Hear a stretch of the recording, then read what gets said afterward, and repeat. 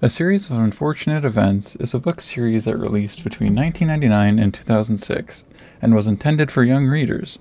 I loved these books as a kid, and I recently just got the entire series of books and reread them over the course of the past couple of weeks. And, I thought I'd make a video and rank each book and give my thoughts and opinions on what I thought of the entire story. So before we get into the ranking, I wanted to mention a couple of things. First, my love for this series hasn't changed.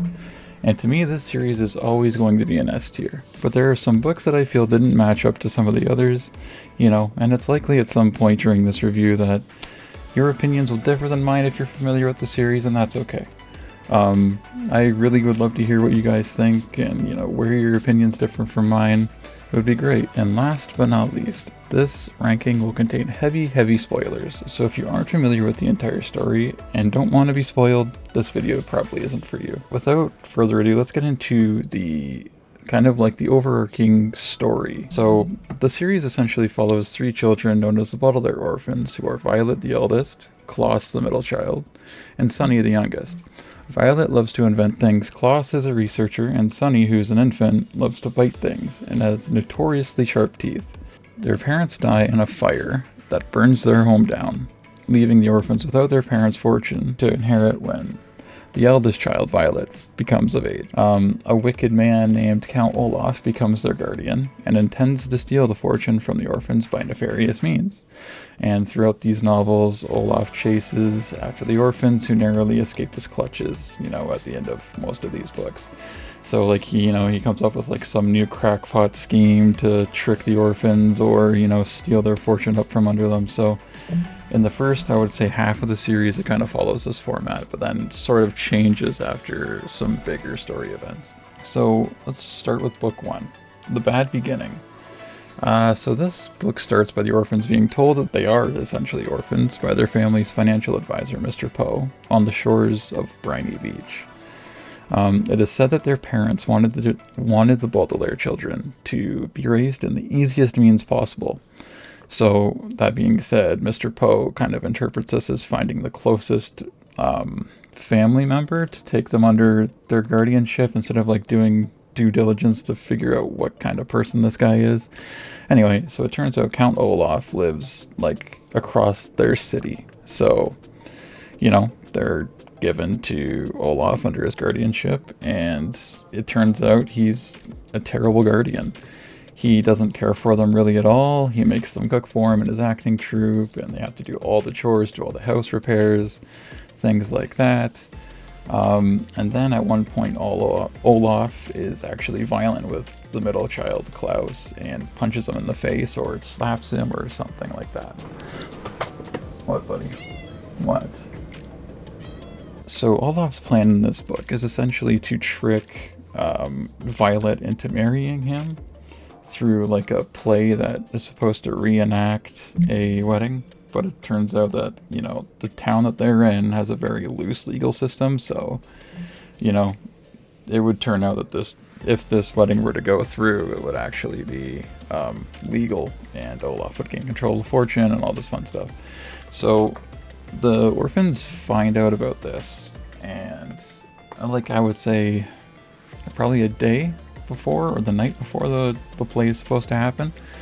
So Olaf, discovers that locks the baby, Sunny, in a bird cage up on Olaf's large tower. So she's hanging outside.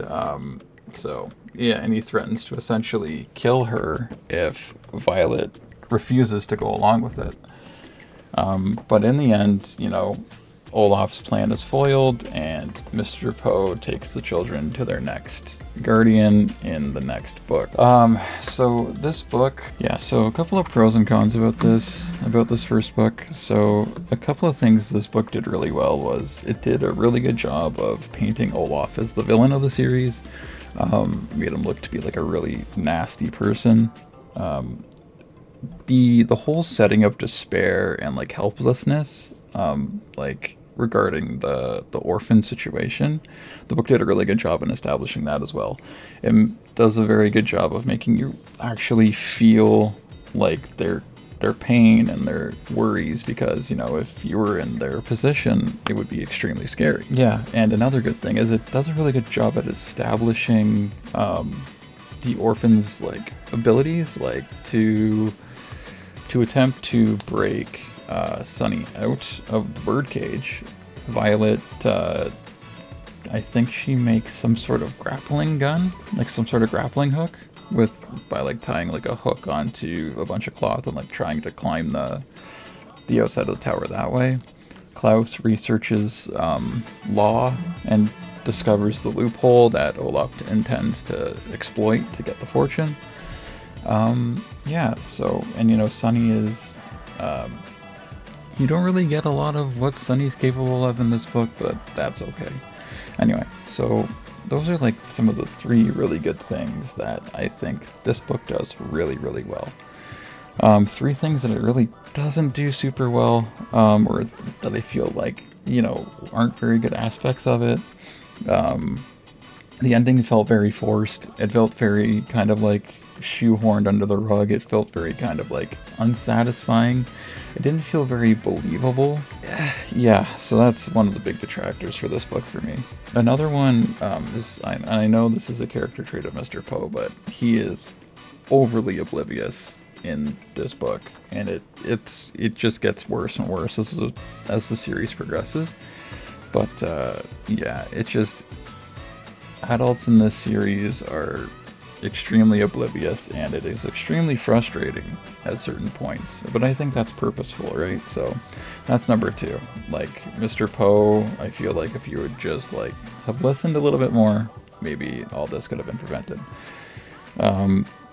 Yeah, and again, I just touched on the last thing without knowing, but yeah, like, a lot of adults don't really take the orphans at their word. They don't really give them the light of the day. They think they're kind of just like dumb kids. So, you know, kind of trying to play into that young reader mentality, right? So, yeah, so that's book 1. I'd give this book a solid B.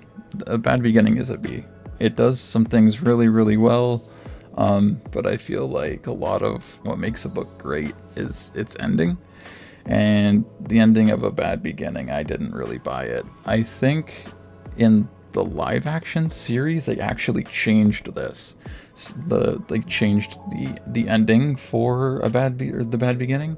So if you've seen like the first episode or 2, like, it's been forever since I've seen that series, but they actually completely changed the ending of this little arc with Olaf at his house. So, and I liked that spin more than the spin in this book and the resolution. So I think the author kind of acknowledges that, like, years after the book's publication. So yeah, solid B for The Bad Beginning.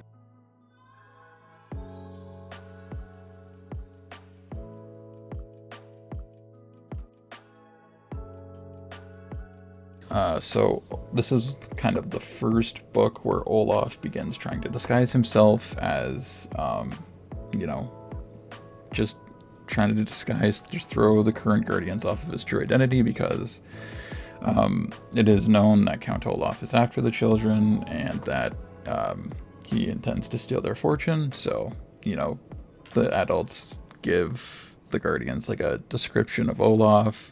He has a couple of identifying features, most namely a tattoo of an eye on his ankle, which will become like way more important as the story kind of progresses. And yeah, so the reptile room. So the children are sent to one of their uncle's homes, because their Uncle Monty is going to be their guardian. He's a herpetologist, hopefully I said that right. It's essentially just a snake scientist. And yeah, everything's great at first. You know, Klaus and Violet get involved in Monty's research. Sunny befriends a new snake species that Monty had discovered, who he kind of named as a misnomer. It's called the incredibly deadly viper, but in actuality, it's not poisonous or harmful at all. Yeah, so, you know, Monty plans to take the children to Peru with him to aid in his research and kind of like, you know, follow in his footsteps. But before the children arrive, mysteriously, Monty's old assistant died by mysterious means, and that he would be getting a new assistant in the next couple of days. So To the orphans' dismay, unfortunately, Monty's new assistant is Olaf in disguise. He is disguised as someone named Stefano, and right before they're about to leave for Peru, Monty gets suspicious of Stefano, but not for the reasons the Baudelaires would have hoped. Monty immediately assumes that Stefano is a rival scientist looking to take all of his discoveries for himself. So to prevent this, he goes up to Stefano, rips up his ticket for the boat that they're about to go on to take them to Peru. So, Stefano kind of knows he's had, but for the wrong reasons. So because of this, Olaf kills Monty that night and stages his death as a snake attack, or as an accident. So Mr. Poe, who apparently couldn't fit all the Baudelaires' possessions in his car when he brought them up, had returned a couple of days later to give them their belongings, and comes in to discover the children over Monty's body and all that fun stuff. So, it kind of reinforces, the researching abilities and like the inventing of Violet and Klaus, because they have to prove that, Monty's death was staged. And they do so by, revealing that Stefano had a makeup kit where he used to cover up his, tattoo. So in the end, Olaf is had again, and he flees. He flees the scene. I really, really, really liked this book. So a couple of pros and cons for The Reptile Room. So the pro, there was a fantastic scene in this book that really went a long way to make Olaf seem extremely sinister. So one night, the night that Stefano gets there, they're all sitting there eating while Monty is kind of cleaning up, and Stefano has a large kitchen knife that he rubs on Violet's knee under the table while they're eating. It's creepy as hell, but it really, really helps paint Olaf in this negative light. So I really, really did like that part of the scene of the book, because of what it added to, Olaf's character, and, kind of hinted at the lengths he would be willing to go to secure the money, right? Another really good thing, having the orphans study the snakes and kind of learn about different things, it reinforces what was established in the first book. Sunny befriending a snake, it kind of shows that different aspects of their character. Sunny likes animals, right? So it was cool to see that. It was cool to see Sunny's character get developed. Yeah, so those were the things that I thought were really well done. So cons. Yeah, so the adult doubting is back. So Monty, doubts the orphans when they try to tell Monty that Stefano is Olaf. He's immediately deny, rather than, I'll hear you guys out kind of thing. The arrival of Stefano is extremely suspicious. Monty's assistant mysteriously dying, and then a new one coming mysteriously after the orphans get there. To me, it just seems kind of far-fetched that Monty couldn't put two and two together there. But I get it, the story's got a story. So yeah, that was another little piece that I wasn't really sold on with the whole thing. Those are kind of the cons that I take away from The Reptile Room. But I actually liked this book more than the first one, because I thought that its story elements worked better, and I thought the ending to the story was more thought out and it was more believable. So The Reptile Room's an A for me. Yeah, A for Reptile Room, for sure. Book 3, The Wide Window. So Olaf, again, is in disguise in this book as a captain, a ship captain. And he goes by Captain Sham. It's kind of a play on words because, his disguise is a sham, Captain Sham. You got it. It's funny. So the orphans are sent to a small coastal fishing town on the lake of, I can't remember, Lake Lacrimose or something like that, something to that effect. I could have mispronounced that. But anyway, they are sent to this town to live with their Aunt Josephine, who had recently lost her husband to a drowning at the lake. Josephine's house is atop a large cliff and overhangs the cliff actually, and is kind of fastened to the edge of the cliff by like large metal rods. So their Aunt Josephine is extremely terrified of nearly everything. She always, thinks something is going to harm her, like things as simple as telephones or stoves. And she's also obsessed with both written and spoken grammar. So the house also contains a wide window that overlooks the lake. So it's kind of cool. And I think it's the windows in their library, and Aunt Josephine has a lot of grammar books and all that fun stuff. When Josephine and the kids go down to get groceries and supplies for the day or the week, unfortunately, they run into Captain Sham. And again, the orphans see right through Olaf's disguise first, and they try to warn Josephine immediately, but again, she is not buying it.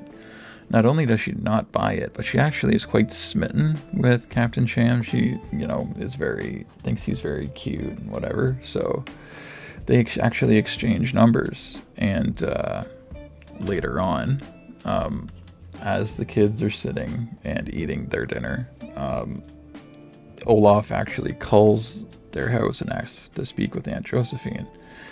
The kids hang up on him and kind of try to warn Josephine, but he calls back again, and she sends the orphans to their room as she talks to Captain Sham. As the orphans are in their room, so they hear a large crash through a window.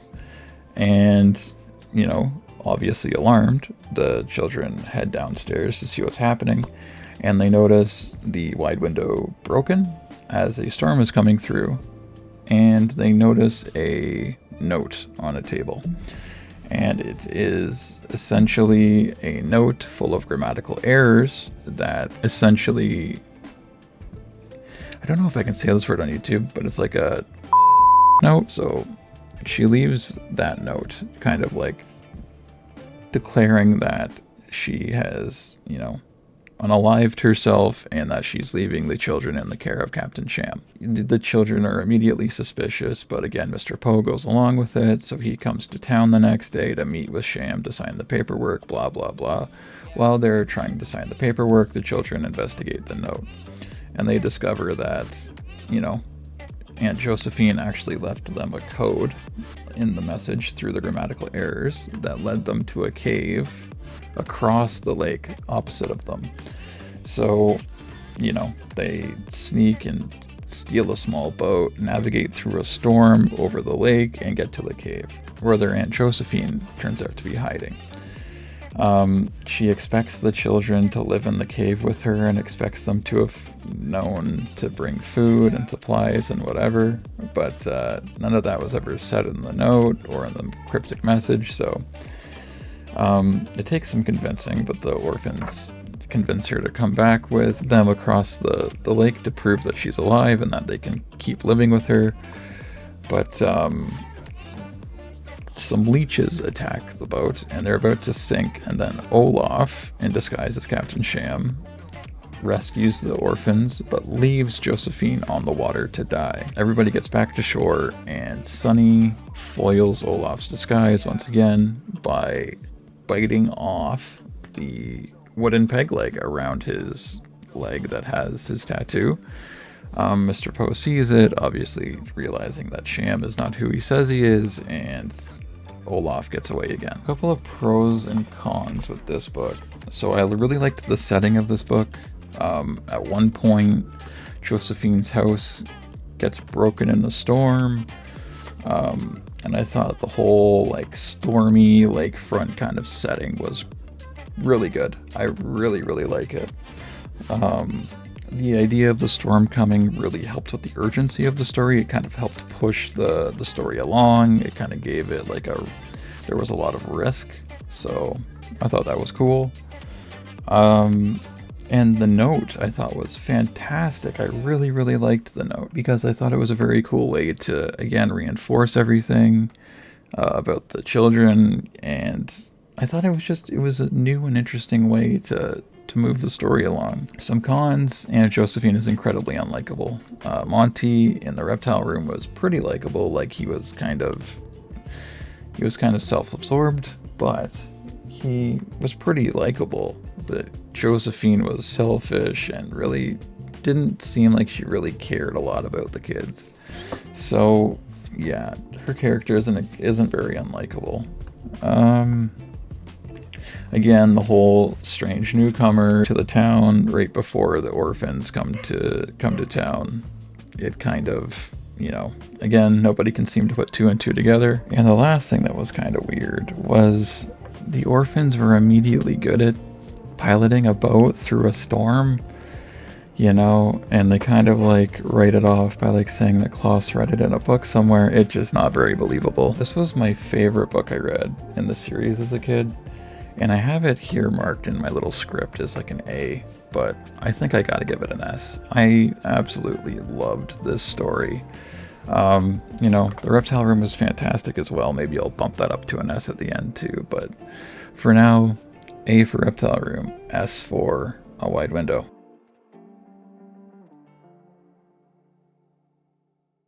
Okay, so book 4, The Miserable Mill. So this time, the orphans board a train with Mr. Poe, which takes them to a lumber mill town called Poultryville.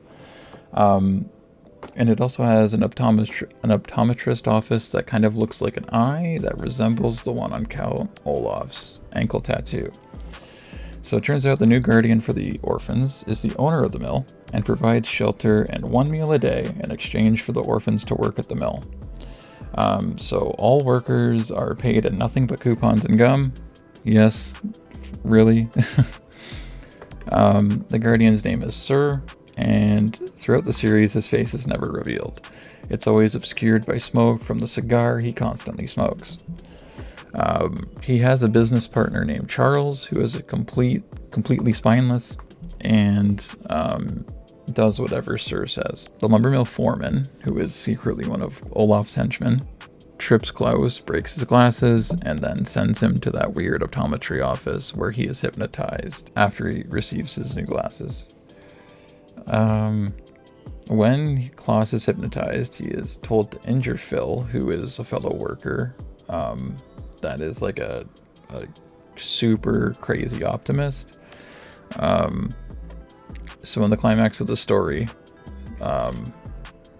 Klaus is hypnotized again, and this time is told to operate a sawing machine to injure Charles, who is tied to like that log that's like going toward like a spinning saw, kind of like, those classic Scooby-Doo sort of, yeah, you know what I mean. There's like I'll probably put a little video or something on the screen. It's like from those old Scooby-Doo shows.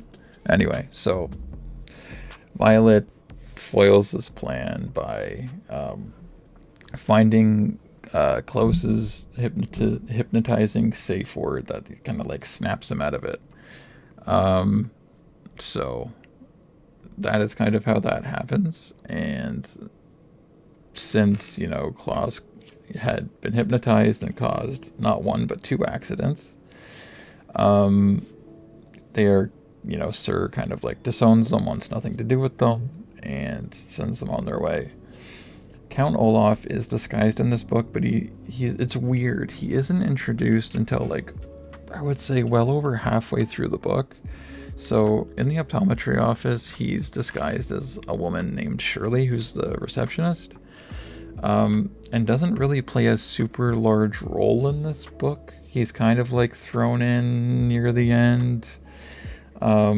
So yeah, let's get into some pros and cons for this book.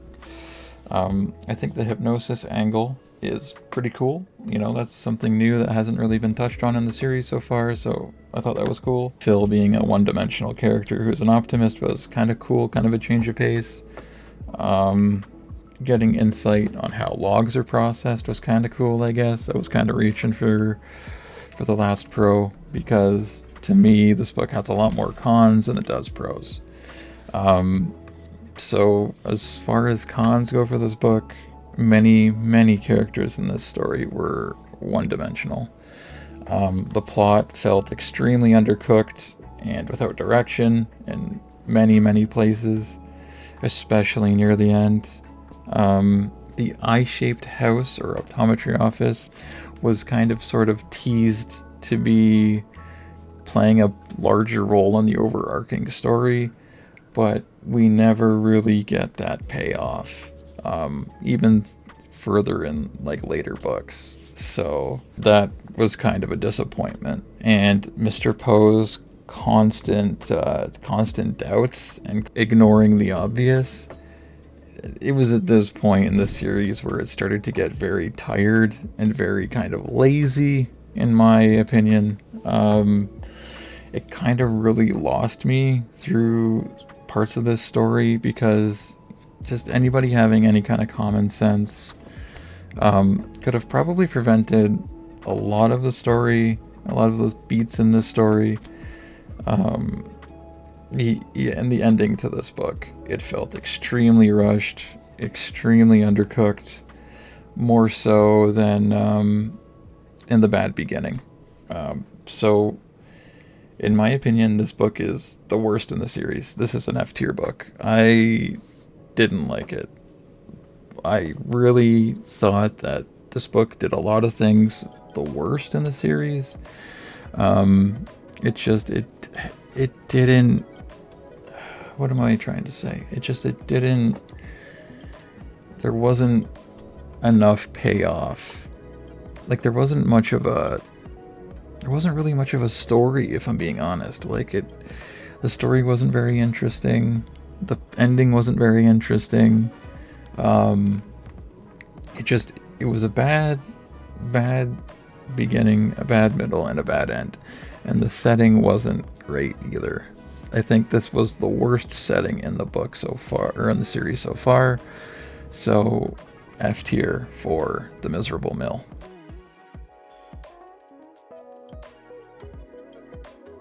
Okay, so book 5, The Austere Academy. Okay, so the orphans are sent to a reform school and made to live in a shack since their parents did not sign a permission slip to live in the residence on the school grounds, which is ridiculous because their parents had died in a fire and Mr. Poe couldn't sign it for them.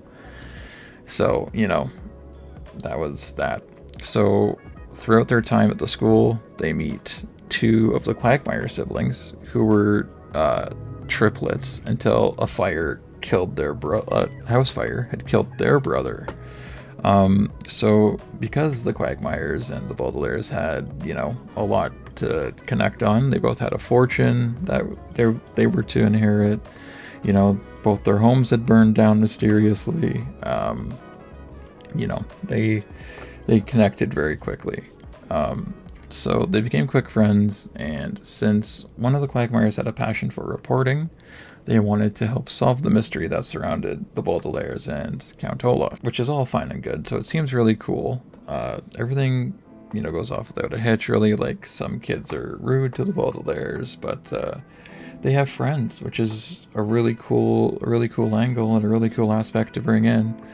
But unfortunately, Olaf shows up again. This time he's under the disguise of a gym teacher. Olaf claims to be, an orphan teacher, and says that orphans have a different bone structure, so he's very interested to see how they kind of, perform certain exercises. So he essentially makes them perform rigorous exercise throughout the evenings and deprives them of sleep, so they are extremely tired during the day and fail out of their classes. So again, Olaf kind of worms his way into letting the vice principal give the guardianship of the orphans to Olaf if the children fail out of class, which essentially they do. They get expelled. So right before the orphans are supposed to take their final test that would determine if they're expelled or not, the Quagmires are captured by Count Olaf, and are taken away after Olaf has been had once more. So as Olaf is escaping with the Quagmires reveal that their research paid off and they know some information about the greater mystery surrounding the the orphans and their parents' disappearance and all that stuff. But as they're taken away, the only thing the Quagmires can relate to the orphans before they are kidnapped by Olaf, the acronym VFD. And that's how the book ends. It's one of the better cliffhangers in the series, I would say. So yeah, a couple of pros and cons about this book series. So the Baudelaire, I thought, some pros. I thought the Baudelaire's making friends was fantastic. I think having supporting characters that weren't adults and weren't in that one-dimensional shell was fantastic. It really helped the story as a whole.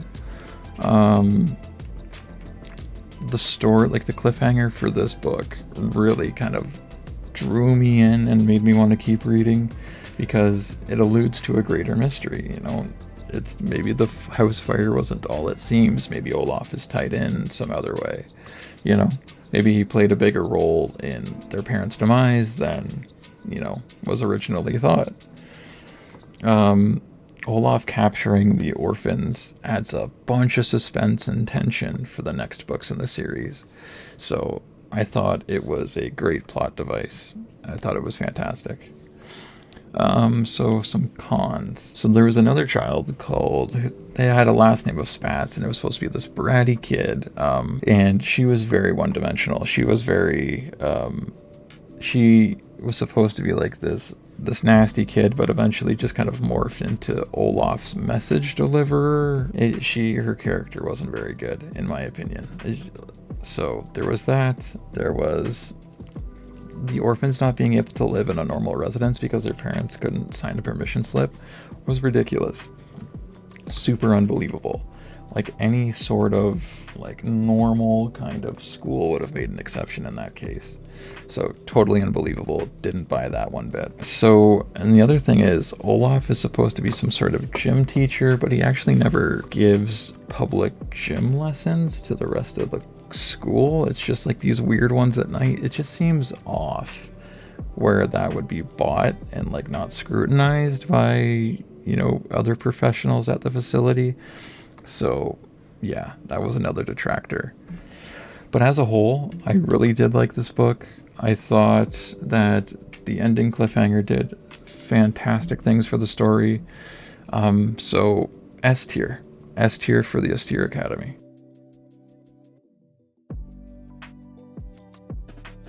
Book 6, The Ersatz Elevator.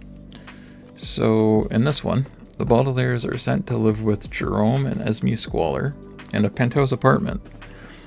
Esme is obsessed with what is considered in or out, and Olaf, who is disguised as an auctioneer named Gunther, appears and visits the orphan's home to discuss the upcoming in auction with Esme, which is essentially an auction featuring a bunch of items that are in that, people on the up and up would want to buy and who could afford and all that fun stuff. As this is happening, Mr. Poe gets a promotion and becomes the head of orphan affairs at his bank. So he is sent over to a different continent to investigate where the Quagmire orphans may have been taken. As the plot progresses, the Baudelaires discover that there is a ersatz elevator, which is essentially an elevator shaft that is completely empty and doesn't hold an elevator at all.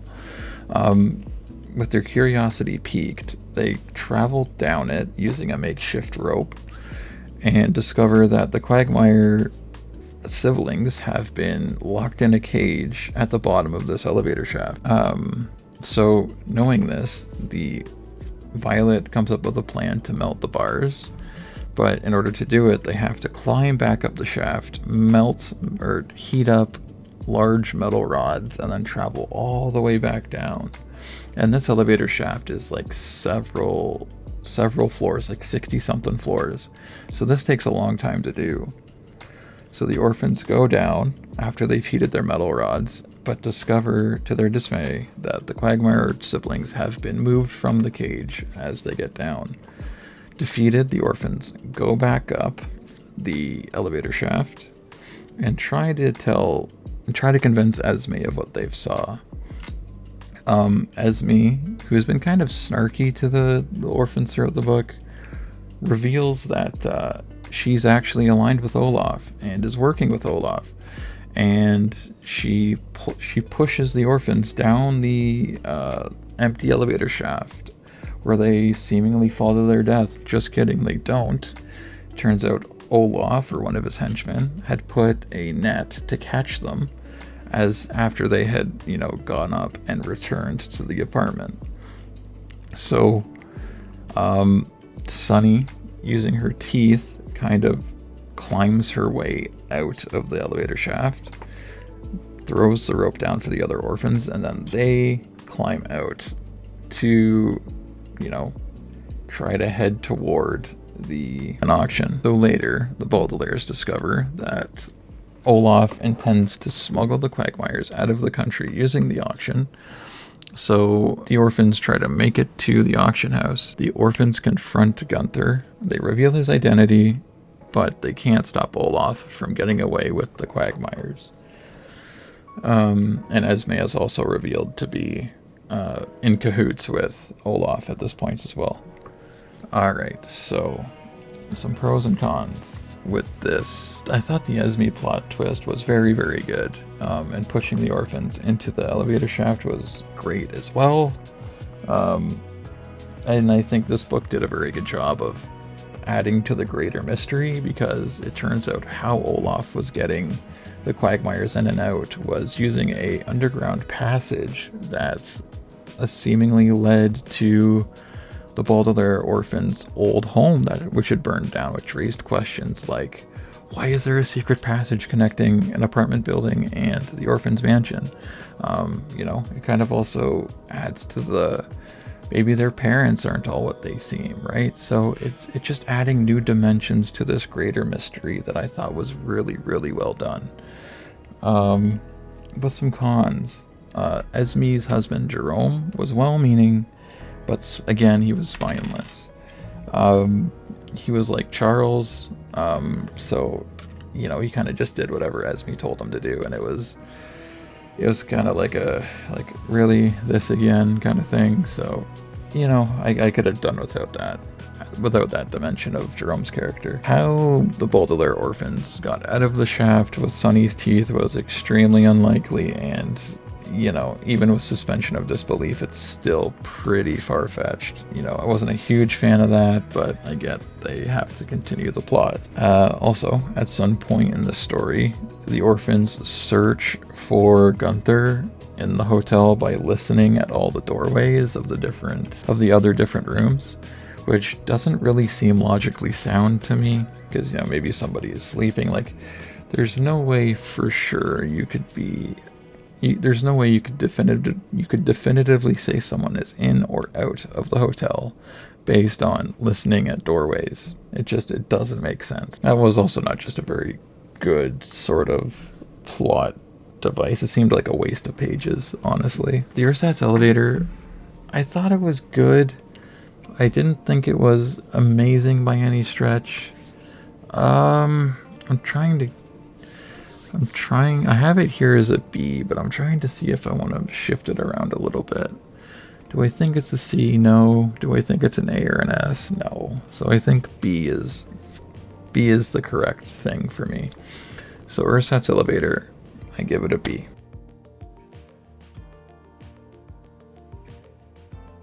Alright, book 7, The Vile Village.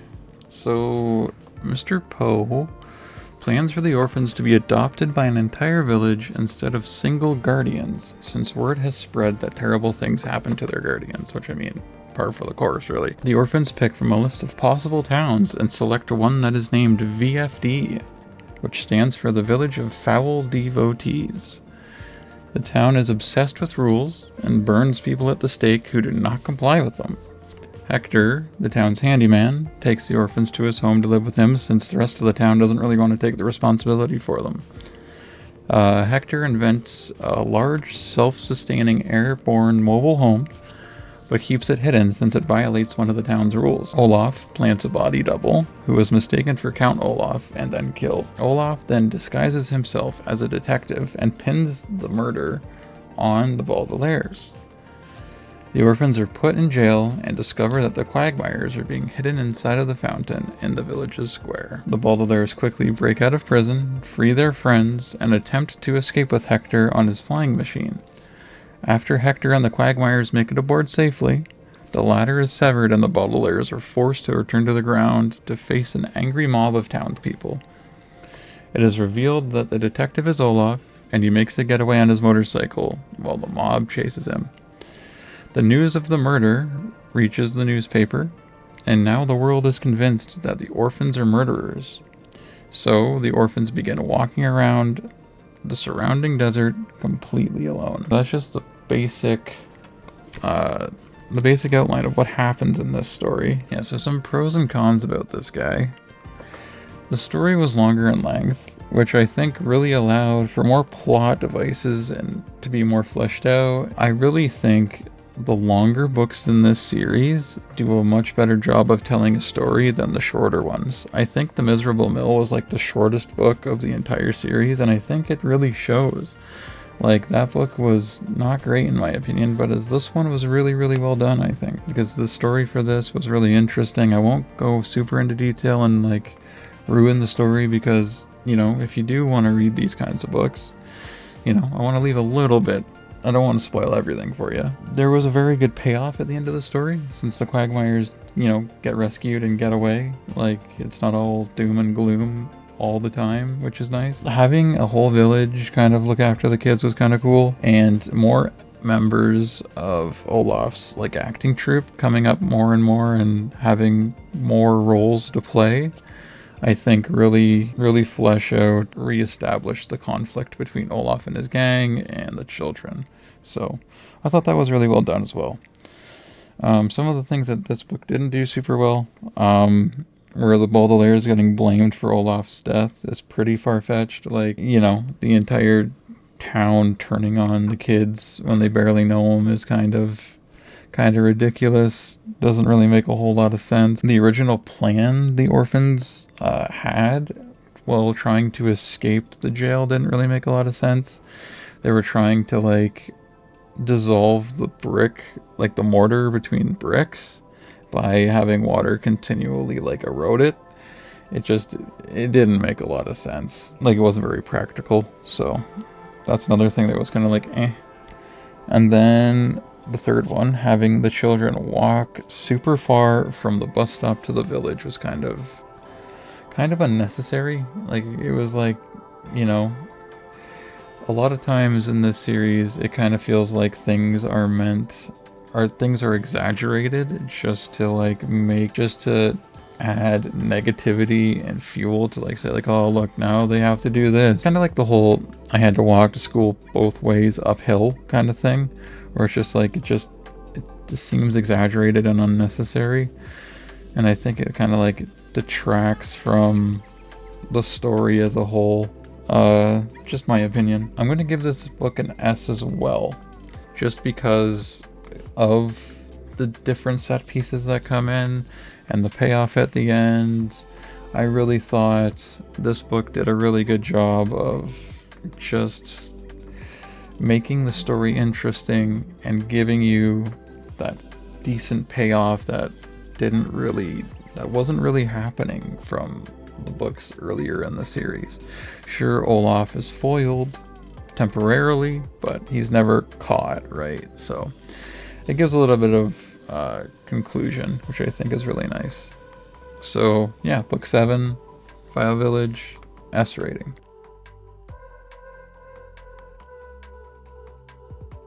Okay, book 8, The Hostile Hospital. The orphans are on the run and because, you know, they were accused of murdering someone.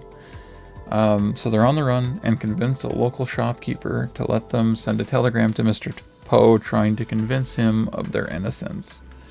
The shopkeeper soon discovers the news of their crimes and almost captures them before they hitch a ride with a band in their van who sing to the sick. The orphans arrive at a hospital and volunteer to work in its library of records. The orphans seek out something called the Snicket file, which is rumored to have more in-depth detail about how their parents died and of VFD. While searching for this file after the library of records is closed, they discover that it had been taken for research by the authorities, although page 13 was left behind. This page speculated that someone from the Quagmire fire may have survived, but it is not really said who. So Esme shows up and tries to capture the orphans and destroy the library at the same time. So in the midst of all this chaos, Violet is separated and captured, while Sunny and Klaus get away. The next day, Olaf, disguised as the hospital director, plans to saw off Violet's head in a surgical accident. Klaus and Sunny barely prevent this from happening and narrowly escape the hospital, which Olaf sets on fire. The orphans are forced to hide in the trunk of Olaf's car, since they have no other options as Olaf flees the scene. So this book again, it kind of goes back to the old ways of painting 1D characters and kind of rushing story plots, because a lot of parts in this story feel rushed, and it kind of reminds me a lot of The Miserable Mill, because things are kind of half-baked. The way that they find Violet's room is because they realize that her name is an anagram. So this book seemed really rushed, and a lot of the different plot points were underdeveloped. Aside from the Snicket file stuff, I thought that was really well done. I thought that little chapter, or I think it was 2 or 3 chapters, were really, really well done. I did like that aspect of it. But as far as the main conflict and the resolution, it didn't do it for me, So as far as some pros go, like I said, the files section, the library section was really good. The scene with Esme was great. The way the orphans had to find out about the surgery was cool. The way they discovered it was kind of interesting. They were in a closet, and they used soup lettering to rearrange it. So it was kind of cool, I guess. And the orphans escaping right in Olaf's trunk without his knowledge is the best cliffhanger in this series so far. Literally the best one. It is so genius having them escape right under his nose. It was great. It was my favorite ending so far, which is saying a lot. But there are also a lot of cons with this. How the orphans got into the surgery room was extremely far-fetched. They convinced Esme on the way to the surgery room that they were also doctors randomly, without much evidence other than them wearing doctor coats. It just, and you gotta think, they're children, they're short, Sunny is a baby, it doesn't make any sense. They would know that the children are who they are, even disguised. They're short. It doesn't make any sense. How the orphans escape the burning hospital is ridiculous. I think they make an elastic rope or something, which, again, it's kind of it works because it has to work, not because it makes sense. Because, the book is getting close to the end, and you need to wrap it up in a certain amount of pages. It just didn't make a lot of sense. It felt rushed. Parts of this book were extremely flat and uninteresting. There were parts of this book where you're following around the band that sings to people, and it's just there's really nothing of substance it's all again, it just feels like a waste of pages. It feels like a waste, and it feels like if the ending was more fleshed out and the escape was a little bit more thought out, maybe this book would have ranked higher in my overall for me. But you know, the ending cliffhanger can't be the only really good thing about a book, right? Like it has to be solid all the way through. And the Hostel Hospital didn't feel like that. To me, the Hostel Hospital is a D. It's not the worst in the series, but it's pretty close. It's pretty damn close. So yeah, D for the Hostel Hospital.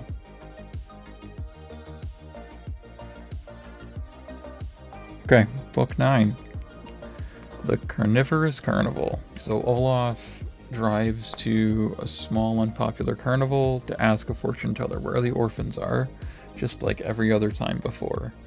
The Baudelaires disguise themselves as freaks and they do this by using like the discarded disguises that are in Olaf's trunk, which I thought was pretty cool, right? Because where is he going to throw all of his disguises in a rush? Into his trunk haphazardly, whatever. So that was really believable, and I liked that. Anyway, so they disguise themselves as freaks, and ask to be hired by the fortune teller who runs the carnival.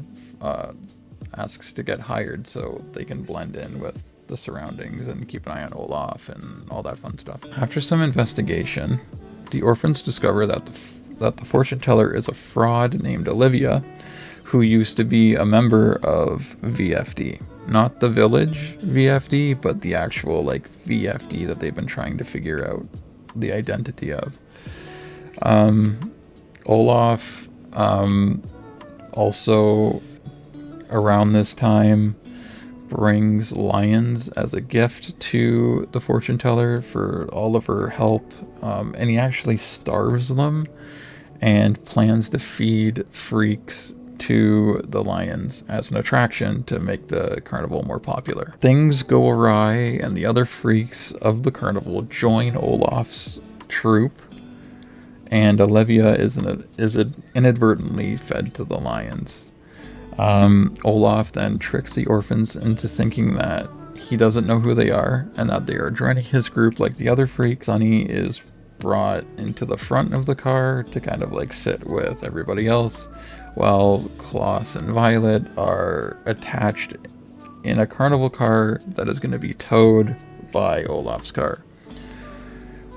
So as they drive uphill toward a VFD headquarters, up a mountain, Olaf radios the orphans and essentially is like, haha, I understand who you are, like I know. And then one of the other freaks severs the line that is towing the car, and the orphans are sent flying in this car down the mountain to their doom, as Sunny is captured by Olaf and is taken up the mountain. So that's how that book ends. So, again, a really good cliffhanger, I think. So some pros and cons for The Carnivorous Carnival. Again, I think this plot twist is probably the best one so far. So like, you can start to see a bit of a theme near these, like the books that are getting toward the middle and end, like those cliffhangers are being really solid, trying to get those readers to come back and finish up the series. So yeah, so one of the pros is the plot twist was amazing. Loved it. The fortune telling idea like made sense because it's kind of a spiritual little world. There are aspects of it that there's like secret organizations and everything. So fortune telling wasn't super far fetched, right? Like it's believable in the universe. So I thought that was cool too. And it was neat to see the orphans disguise themselves and kind of do like a role reversal, whereas in like the first 5 or 6 books, Olaf is the one disguising himself and right under the orphan's nose, but this time it's the orphans doing it to Olaf. So I thought that was a cool twist. Yeah, but unfortunately I'm not a huge fan of the carnival scene. I think there could have been better settings you know, maybe something with a little bit more substance, or maybe trying to flesh out the story a little bit more, because again, in this book it felt really flat in parts, which is kind of crazy because this is like one of the longer books in the series. So in a few sections it really felt like sections were flat and that pages were wasted. A lot of the crimes of the Baudelaires don't really make a lot of sense, you know, so there's that. And yeah, like not a lot happens in the books. You know, in some sections of the book it feels like things are like over explained a copious amount, like just to fill pages. Like I can't think of anything I think maybe it's chapter 9 in this book that feels like that, but several parts in this book it just feels like things are over explained. It feels like they're over explained just to be over explained, essentially. So yeah, so all this considered, The Carnivorous Carnival, for me, I wanted to give it a D, but I don't think I can. I'm gonna give it a C. The Carnivorous Carnival is a C for me.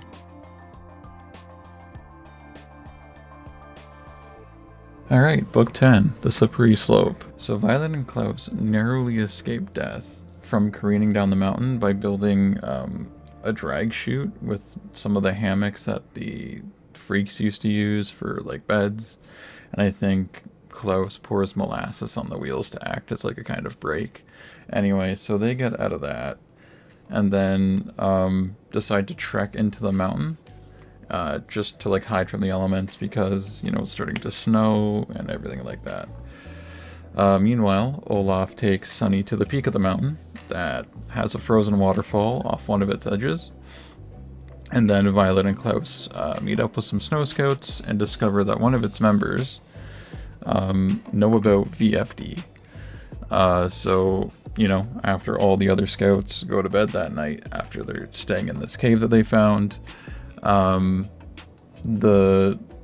one that they suspect knows about VFD tells them about a secret passage that will wind through the mountain and take them to a VFD headquarters on the mountain. So the orphans spend some time doing that. They get through the passage and discover that the VFD headquarters has been burned down by somebody. It looks like the burn had happened in sections and it's been happening over a couple of weeks, so it couldn't have been like Olaf or anyone else like in that group. So then after that it is revealed that the Snow Scout is Quigley Quagmire, so the orphan that was the brother of the other two Quagmire orphans that they had met in the school.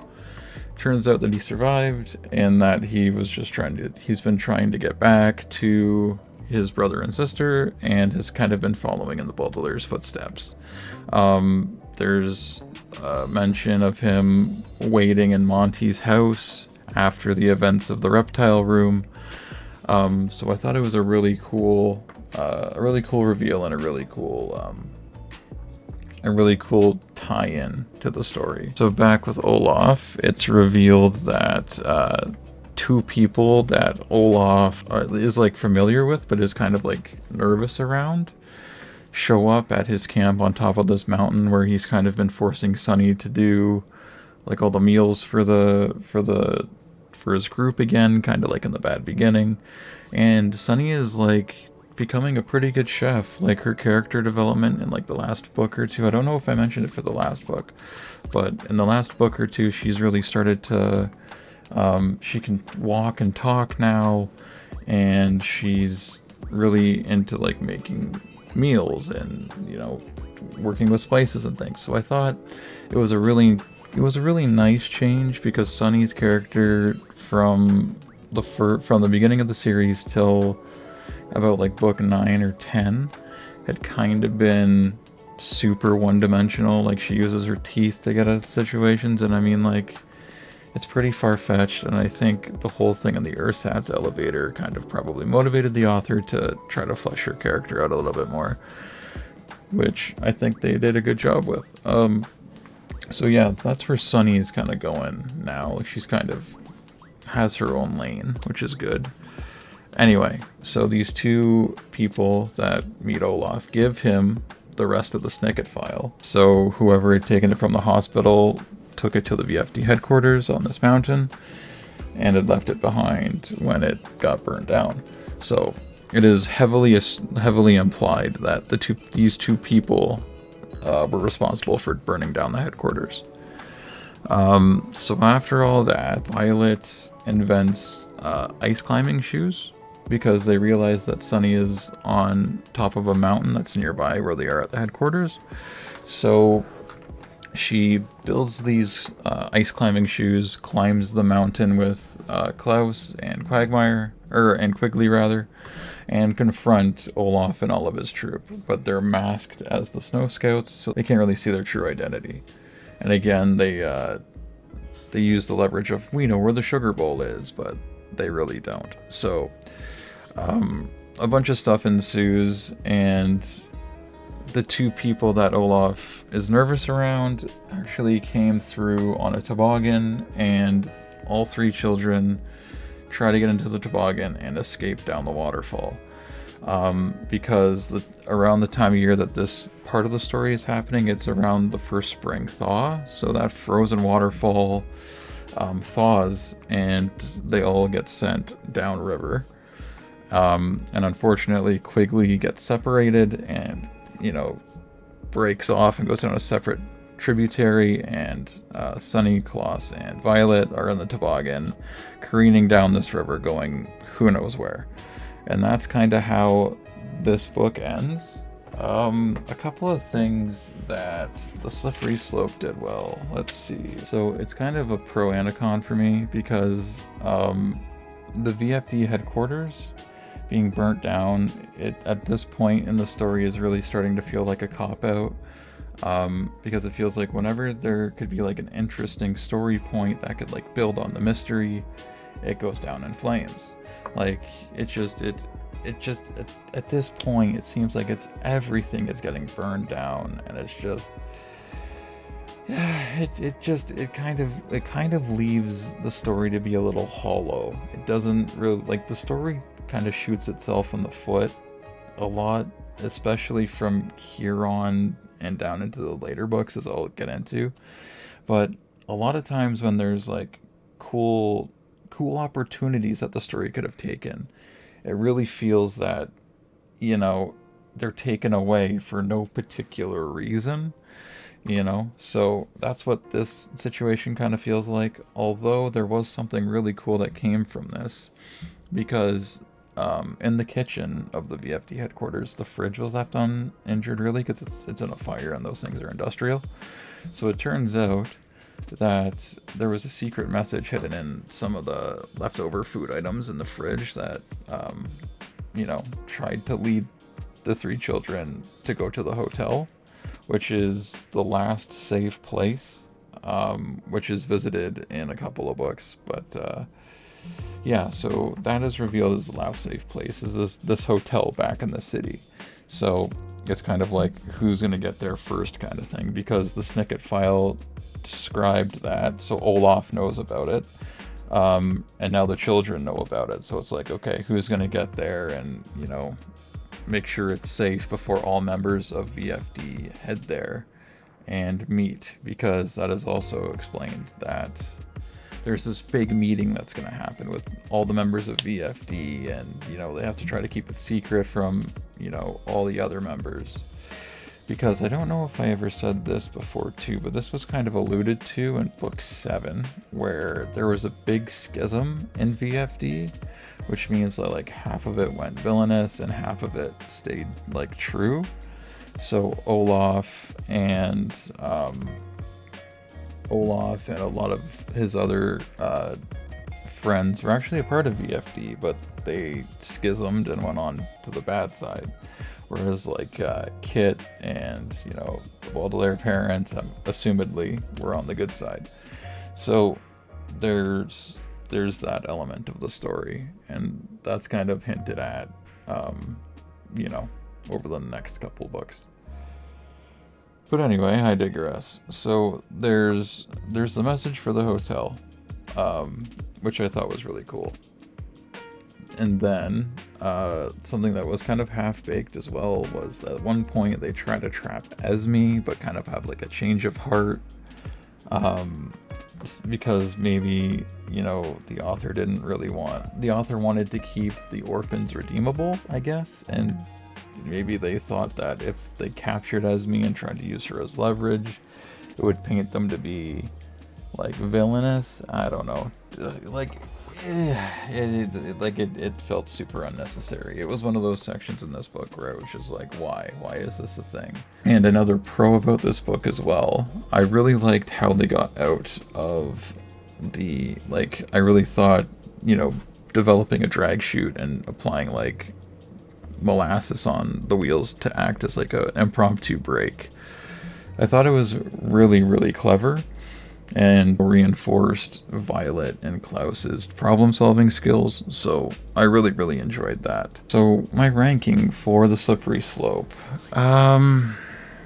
see, I have it here as a C, and I don't know if I want to keep it as a C, because it was good in parts, but it also wasn't good in others. Yeah, I think C is fair. I'll keep The Slippery Slope as a C.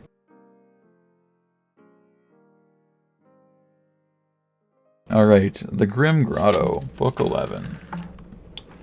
So, this is again one of my favorites of the series.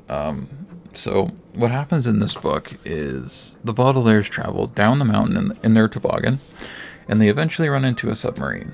They enter the submarine, and they discover that the captain and his niece, whose name is Fiona, are members of VFD, and that they're en route to the last safe meeting place, which is that hotel I described. And they're all heading toward the hotel, but are going to stop at this grotto on the way. Because it is rumored to have the sugar bowl in it. That I think how it was explained in book 10 was the sugar bowl was at the headquarters, but somebody had thrown it out the window and it traveled through the tributary into the main body of water, and the water cycle took it to this grotto. So, they're trying to go grab this sugar bowl and then meet everybody at the hotel. So they stop at this grotto, and only the children go. So Klaus, Sunny, Violet, and Fiona, they go.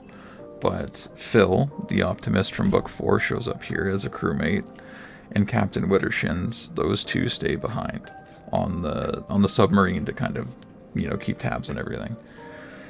So the children go to travel to the grotto, and they discover this poisonous mushroom that is there, called the mysoid mycelium or something like that. It's extremely poisonous, but it's far enough away so where the children don't really think that they're gonna, get poisoned by it. So they, search for a couple hours, and the sugar bowl's not there. They don't know where it is. So they also find some wasabi, and for some reason they're like, oh yeah, we'll take the wasabi with us back. So they take this jar of wasabi, and then Fiona, Klaus, and everybody else just head back to the submarine. And it turns out that the captain and Phil are just mysteriously gone. It's not explained in any way. They just disappear. The orphans and Fiona get back, and they're like, what's happening? What's going on?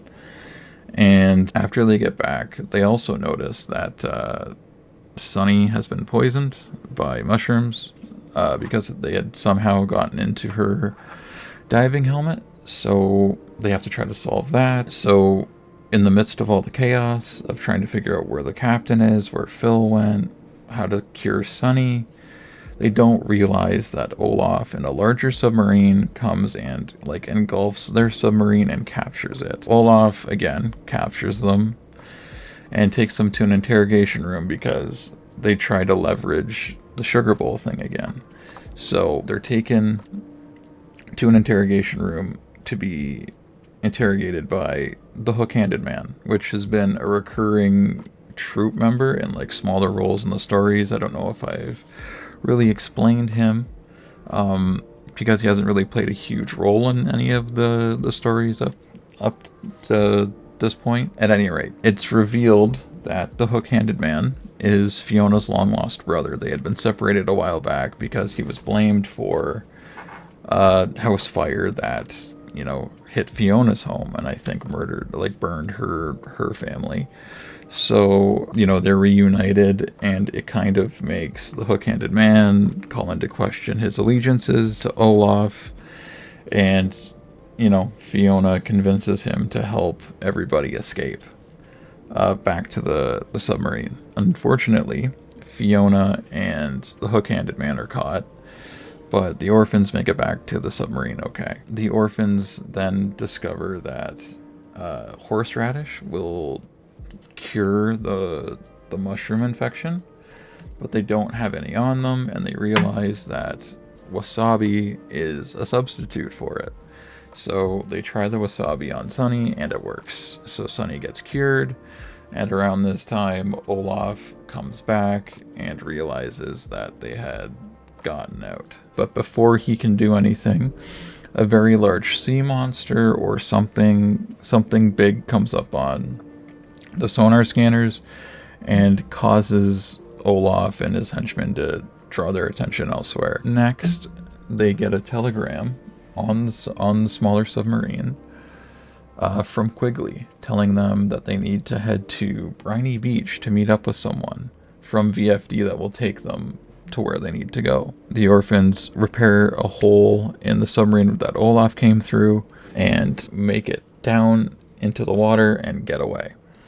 They head to Briny Beach, and they discover two things. They discover Mr. Poe, oddly enough, is in his own car on the beach, you know, prompting the children to come with him because, you know, he wants to, you know, obviously take them somewhere. And then they also notice a taxi cab running on a different part of the beach. So the orphans completely ignore Mr. Poe, as they should, and they run to the taxi, get into it, and discover that someone named Kit Snicket is the driver, and that they're gonna take them to where they need to go. So that's how this story ends. So yeah, a couple of pros and cons for this book. I really liked the setting. I thought the underwater section was really cool. I read 1,000 Leagues Under the Sea as a kid, and I think I really enjoyed that book, if memory serves. I also really enjoyed, you know, just them interacting with people that aren't extremely negative. I think adds a new dimension to the story, because it does feel pretty repetitive, because it's like, okay, they meet this group of adults, the adults are either completely oblivious or just, you know, they're spineless, or like there's never any redeeming qualities about the adults they meet typically. So it was a nice change of pace. The captain wasn't perfect. He like rambled and like ignored them. So like, I mean, it didn't really change, but it was more aligning to the good side. So yeah, that was another good part. And I really thought Fiona she was really into mushrooms. So like Klaus and her kind of hit it off, and like the captain had joked that, you know, they, you know, kind of liked each other. So that was kind of a cool new dimension too that was never really touched on, you know, since this and after this point in the story. So, you know, just having those little like set pieces that kind of like build out relationships, I feel really helped the story. Some things I could have done without. Again, I know this is the purpose of the character, so Olaf and Esme like adopt that snotty kid from like book 5. So she keeps popping up, and she's just like super eye rolling. I know that's the point of her character, but I'm not a huge fan.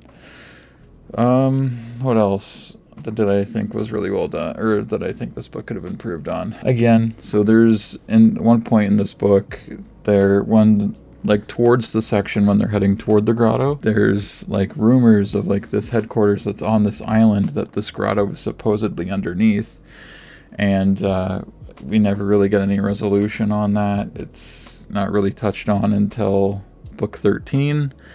And it's just kind of like swept under the rug. So, you know, it's again one of those things where it feels like it's another opportunity for like a plot device that could be, beneficial, but it's kind of just dangled in front of you and then just kind of taken away, and it doesn't really go anywhere. Another thing that was kind of weird was the whole section where they get the wasabi. They just, in this grotto, there's a bunch of discarded items.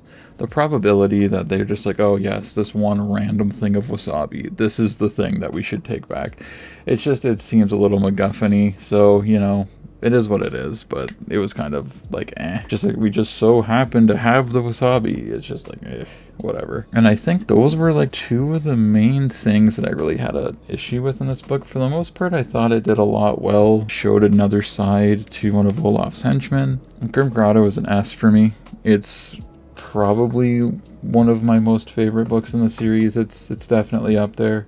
I really, really enjoyed most of what this book had to offer. So yeah, S ranking for the Grim Grotto.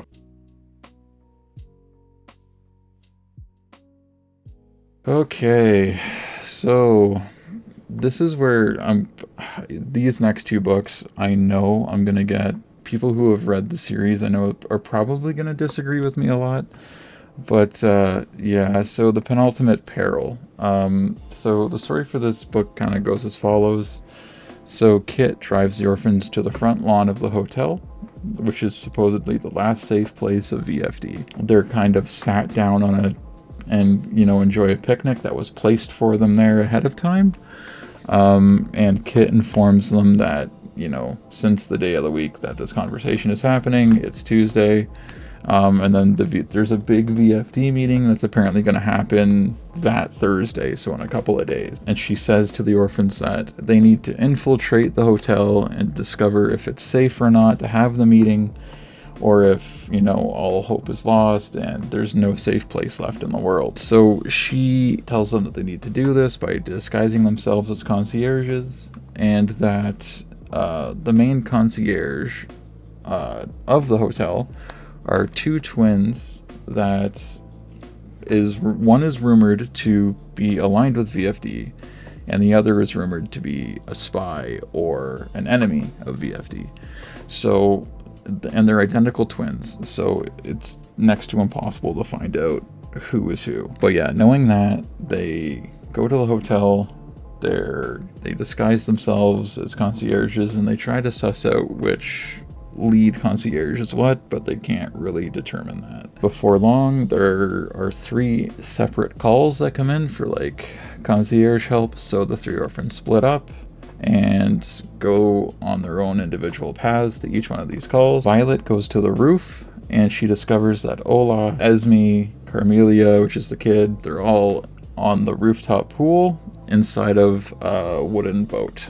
Like a medium-sized wooden boat. That boat's going to be important later, but I'll get to that later. Violet is requested to get a harpoon gun, just because why not? And the kid's a little deviant and wants a harpoon gun.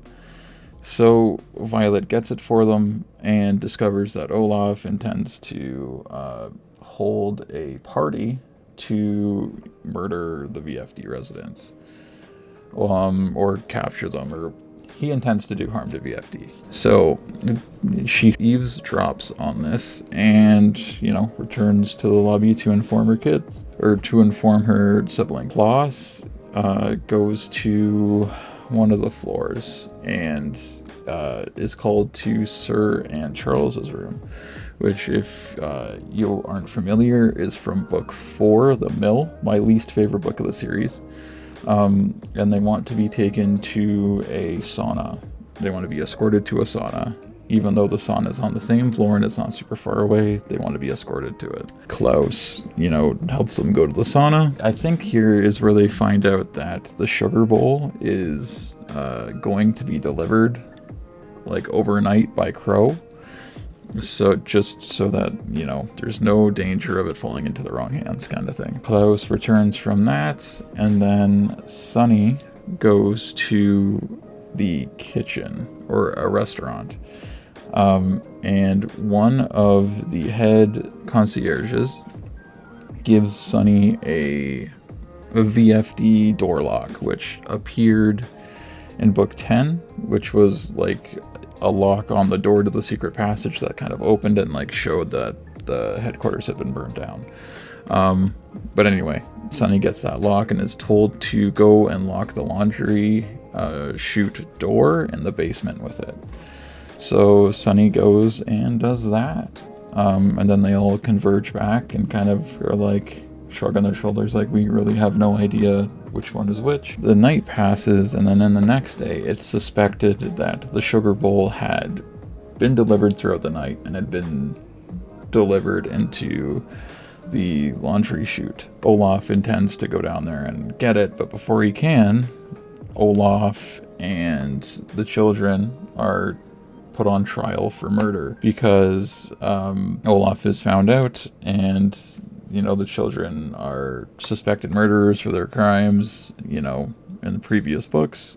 So they're all sat down, and for some reason, every single person has to be blindfolded during the trial. It's determined that 2 out of the 3 judges are Olaf's friends, the ones that came on the toboggan. So the trial is rigged, and Olaf knows about this and tries to escape and make his way down to the basement, and the orphans find out as well, so they chase after him. They make it to the elevator just before the witnesses and the judges can get to them and hold them accountable for contempt of court.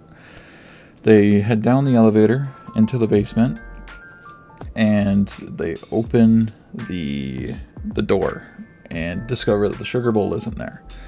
So the sugar bowl is not there, and Olaf gets upset and he's like, oh, what am I gonna do now, kind of thing. So the orphans say that they're gonna help him start a fire in the basement and help him escape. So the orphans start a fire in the basement, go into the elevator with Olaf to the rooftop to escape, but do that trick where they light up all the elevator buttons to visit each floor. So they do that, and as they stop at each floor, they try to warn everybody that the fire is coming and they need to get out. I think this was a tactic to save the Boulder Layers characters so they don't come off as villains and succumbing to the ways of Olaf or whatever it is. So they do that as they reach the top.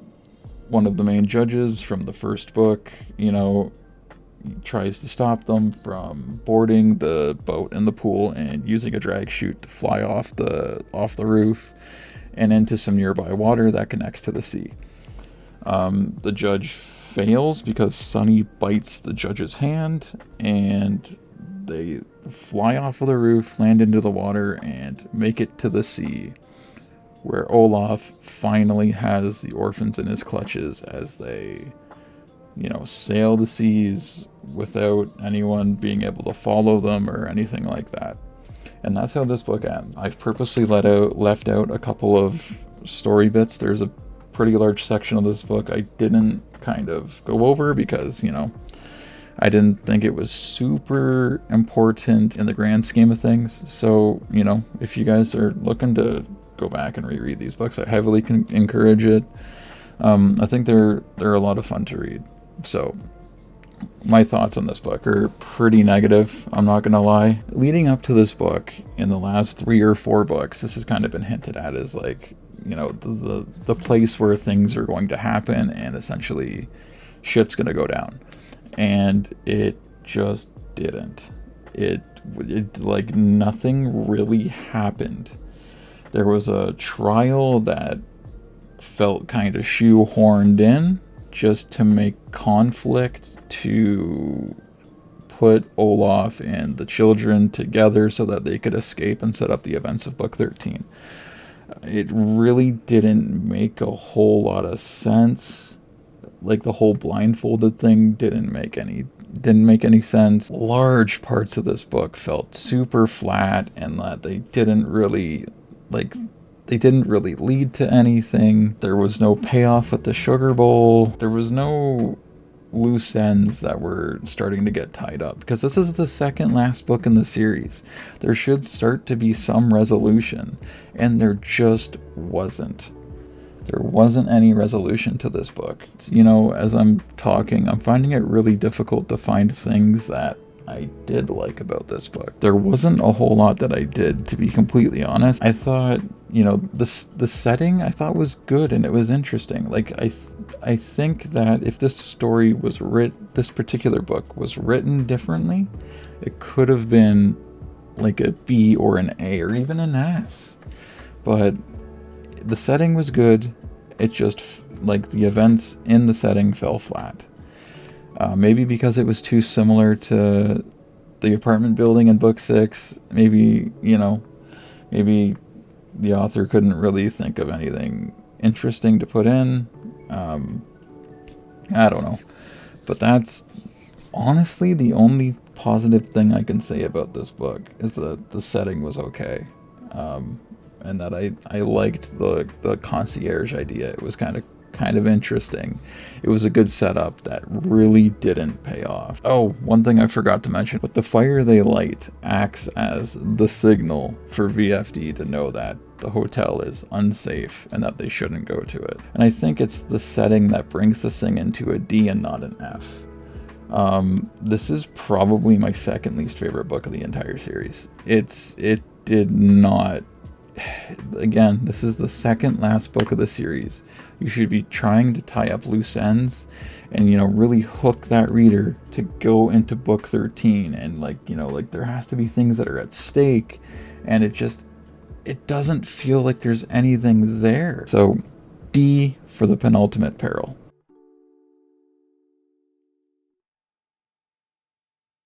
Book 13. I'm just going to say what I think. The events of this book are as follows. So the boat Olaf and the orphans are on, you know, sails further into the sea, and eventually gets caught in a large storm. They wash up on an island with a small village where all things end up eventually, is how it's described. So the local villagers welcome the Baudelaires, but shun Olaf because he's rude. And their leader, Ishmael, acts as though he has no use of his legs and offers advice to villagers on whether they should keep items that drift onto the island or store them in a large building called the Arboretum. Eventually, a very pregnant Kit Snicket, the taxi driver from the previous book, washes up to the shore extremely injured. So later that day, the villagers begin arguing, since they don't want to listen to Ishmael anymore because they think his advice is, you know, kind of bad. So there's a revolt between the people. And during this revolt, a bunch of secrets are kind of brought out. So it turns out a couple of the villagers had been teaching each other forbidden things. Like, I think one of them was basket weaving or something behind everybody's back, and all that other stuff.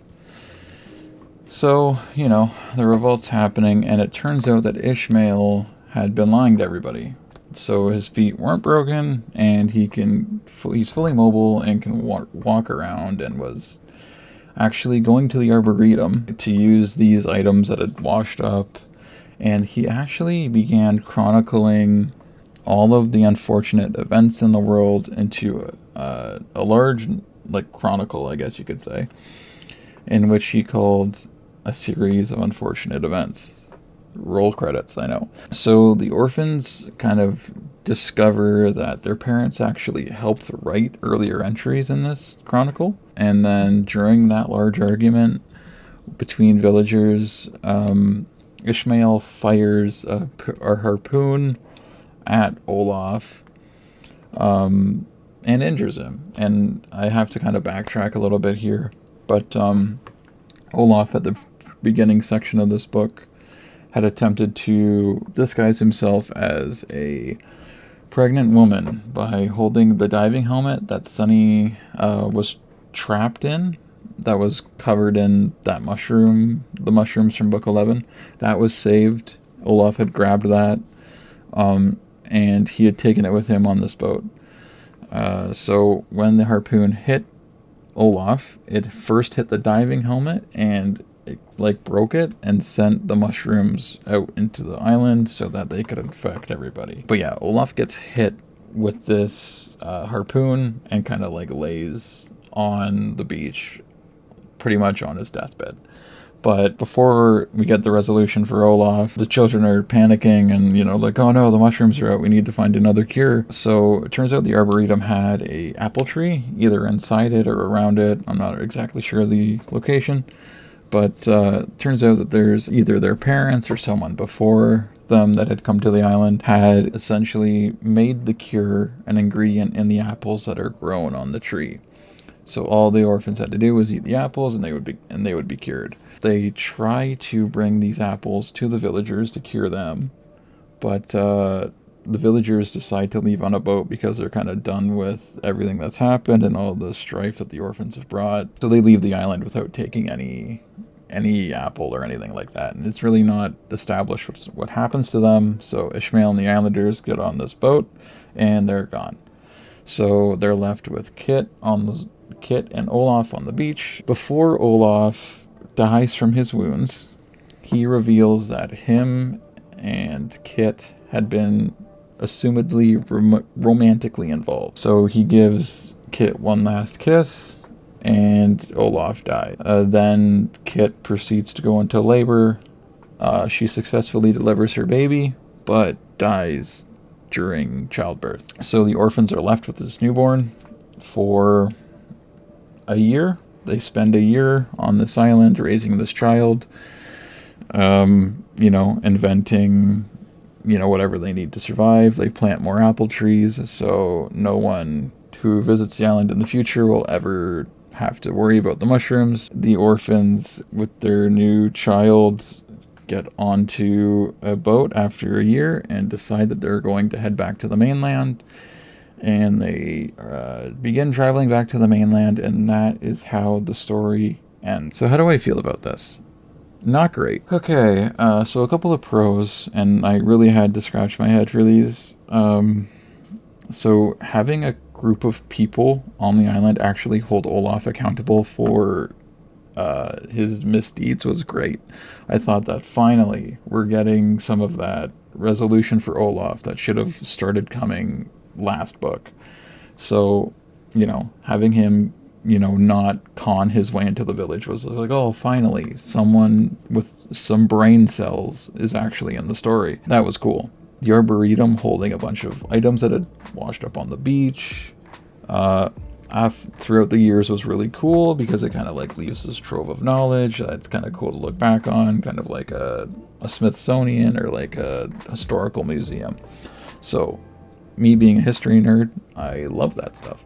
So I thought that was a really cool thing to include. And I also really did like the epilogue in parts. There was a little epilogue where they raised the kid for that year, and they kind of described that they're going around planting the trees, and then at the end of it they leave the island and head back to the mainland. So I thought that was really cool.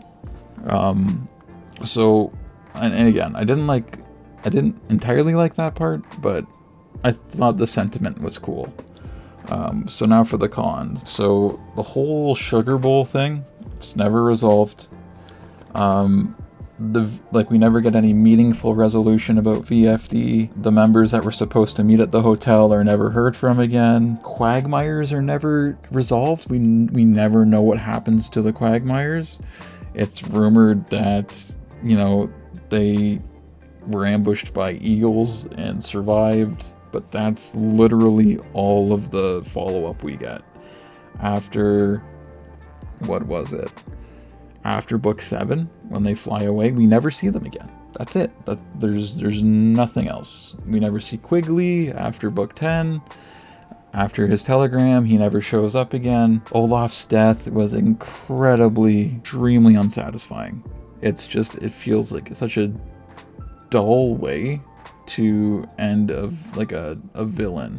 It just feels unsatisfying and kind of like a cop-out, in my opinion. Again, adults are extremely self-centered or ignorant throughout this series. This isn't just in book 13. This is like from book 1 to book 13. It is, by the end of this series, it's extremely frustrating, and it really made me want to stop reading at some points because of how just the logic made no sense. at all. Again, and this is kind of the thing I said with book 12, but there's not nearly enough payoff for the amount of loose threads. The negative events seem less meaningful. The ending felt bare minimum and like a cop-out. It felt that the author didn't want to put in the time to meaningfully and thoughtfully end of the series. I don't know if it's from reviews or just like a lack of motivation, but it was a very hollow ending. Book 13 felt extremely hollow to me. Specifically in chapter 9 of this book, pages felt wasted. They could have been better used providing more resolution to the story. Near the end of the story, the author claims that the answers are enough, and as the reader, it does not seem like that. That is a literal quote from the book. The author says it's not all the answers, but it's enough. It literally does not feel like that. It actually kind of irritated me when I read that, because it's not. If you're gonna write a meaningful story, at least have the decency to make it like a good, satisfying ending. And it kind of almost feels like the author wrote themselves into a corner after book 12 and didn't really know how to resolve it. So book 13 felt the way it did. When every side character is killed or never heard from again, it can make a story feel very hollow, which is how this book felt. Because any opportunity for the story to get, more interesting, to build on the mystery, it just wasn't there. You're left with remnants of like fires and whatever else, and just nobody will give answers, and it's frustrating. As the reader, it's frustrating. The reader doesn't get enough closure, which may have been purposeful, since it's like in life, right? Like, you can't get 100% closure on every little thing, so maybe that's what the author was going for, but I don't know. I feel like when I read a series like this, I'm expecting a little bit more closure than that, right? So, just my personal opinion. When writing an ending for a series, you shouldn't stop at enough. You should give your readers a reward for reading all of your books and sticking with you. You shouldn't be doing the bare minimum. And that's what book 13 feels like. It feels like the bare minimum, hollow ending that this series, I think the author really did this series a disservice. This series deserved such a better ending than it got. And I really wish that, they would have taken the time to improve on it. And they didn't. Sorry, I rambled for a super long time on that. But book 13 is a C for me. I wanted to give it a D or an F, but I in good conscience couldn't, because there was some resolution, although it wasn't enough for me personally, and I did think the setting was okay. It wasn't horrible and it wasn't amazing. It was okay. So yeah, that is how I rank all 13 books. I know I got I had a pretty negative opinion toward the end of this, but they're my thoughts, they're my opinions, I'm entitled to them.